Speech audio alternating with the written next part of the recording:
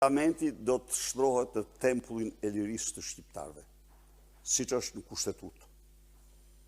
Betejë jonë vazhdon në parlament, rreth tij, jashtë tij dhe kudo. Thash, kur ndonjëherë nuk jemi gjetur kaq rrugë shtruar dhe punë mbaruar, po të themi kështu, si kësaj here për të nisë betejën tonë.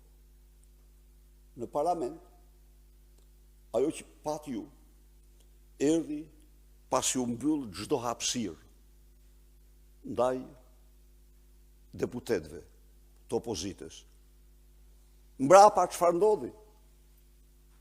Edi Rama, pasi mori pushtetin gjyqësor me gjykatën kushtetuese, mori parlamentin, blokoi heqjen e imunitetit, duke shkelmuar me të dy kamët rregulloren e parlamentit, e cila në mënyrë taksative detyron kryetarin e parlamentit që sapo të marrë kërkesën për heqje imunitetit dhe arrest të deputetit apo ministrit, t'ja dërgoj këtë kërkesë për shqyrtim Komisionit të Imunitetit dhe Mandateve.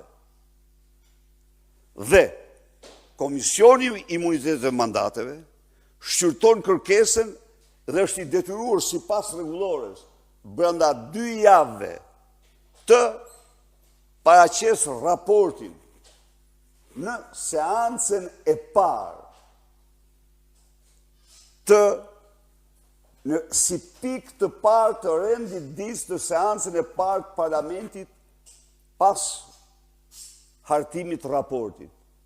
Edi Rama, në mënyrë që s'ka ndodhur kur, i tmerruar, pezuloi punimet e Komisionit Mandate, Këshillit Mandate, Këshillit të Imunitetit dhe Mandateve, pezulloi papritmas punimet, nuk caktoi datë tjetër për të mbledhur Këshilli dhe deklaroi dje se ajo çështje kalon kur do na hy pas vendimit të gjykatës që i dha licencën për të vjedhur. Lubi Ballukut i dha licencën Edi Ramës për të vjedhur, i dha licencën për të kërcënuar dëshmitarët, për të falsifikuar dhe manipuluar dokumentat. Prandaj thash, janë bërë të gjitha, jemi tani më të kthjellë se kur. Pra, për ta kuptuar se kjo është e pyetja, në këto kushte, a ka kuptim që të vijohet me një sjellje normale në parlament, edhe në kohën kur nesër pritet të përjashtohen shumë deputetë